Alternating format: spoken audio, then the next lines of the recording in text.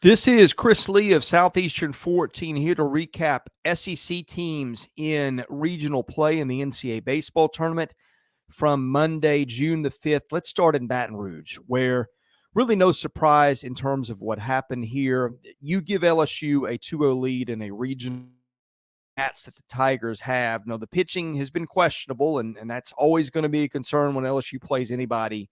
And drawing a team that can hit like Oregon State can really put a scare into a team. But you know what else can? LSU's lineup. And you figured the Tigers had enough to slug their way through their own regional. That's exactly the way it happened. This box score in some ways feels like a repeat of the day before, where LSU, I think, hit maybe 5 homers. Could have been 4. LSU hits 4.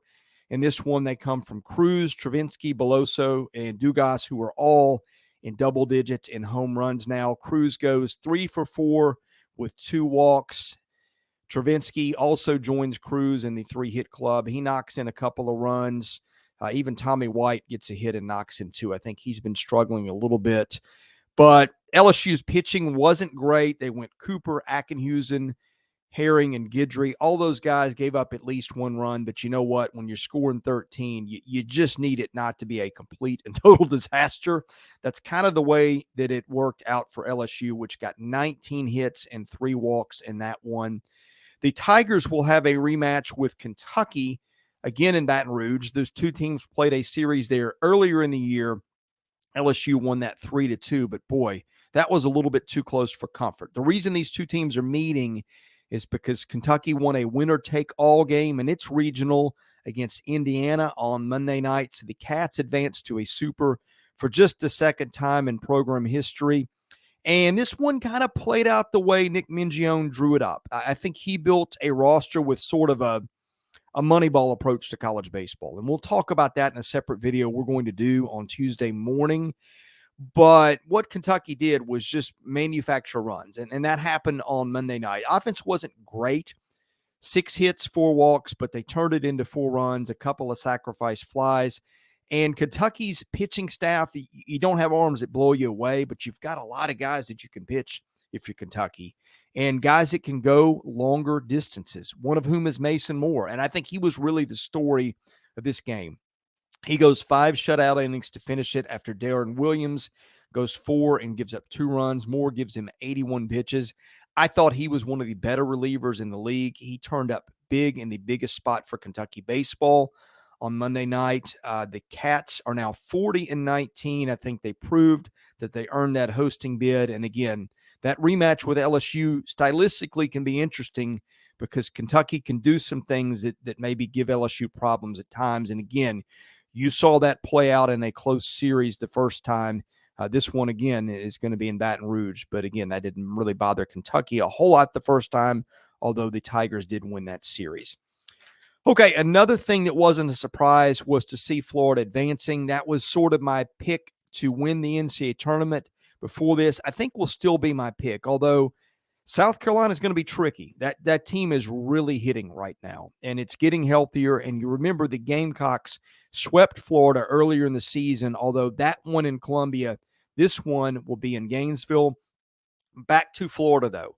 I think the big difference to me with Florida has been that the Gators have found some pitching, and they found it from guys that weren't necessarily parts of their rotation earlier in the year, although that the rotation has stepped up at times. Waldrop's pitched better lately. Sproat's been a little better lately. Caglione's been a lot better lately. And then on Monday, you had Ryan Slater go 5 shutout innings. Abner and Neely each threw 2 shutout innings in relief and a 6-0 win over Texas Tech. That is super impressive to shut Tech out, but especially to do it on a Monday night when Florida has a loss and has played a lot of games. For the Gators, it seems like it's been predictable lately with them. BT Riopel seems to hit a home run every game. He hit 2 on Monday. White Langford hit a home run in that one, also stole a base. The Gators played flawless defense in terms of errors. Got 11 hits in this one, took 4 walks. Just your typical Florida baseball from the offense, although it's not been quite as explosive lately, which Florida set a high bar there. But again, the pitching is what has caught my eye. The Gators have talent on the mound. Didn't always show in the regular season, but it is starting to show now. And I think that's what makes Florida the team to beat going forward. All right, one team from the SEC did not advance. That was Texas A&M. The Aggies' bats have been hot for a couple of months. Didn't necessarily happen that way in Stanford on Monday night, although in terms of runners, 7 hits, 5 walks, usually A&M is going to turn that into more than one run. Didn't happen on Monday night. The lone run for the Aggies, Jace Lavallette's home run. That coming in the second inning. Stanford went Matt Scott, Drew Dowd, Quinn Matthews, and Ryan Bruno on the mound. Seems like those last 3 guys have been there forever. That was good enough to hold the Aggies to 1 run. A&M, you were hoping from an Aggie standpoint to see the pitching that has been so much better the last couple of weeks. You wanted to see that continue in a regional if the Aggies were to advance. Nathan Detmer, probably one of the chief guys that really had to keep stepping up. He was okay on Monday. You throw 6 innings, you give up 4 against Stanford.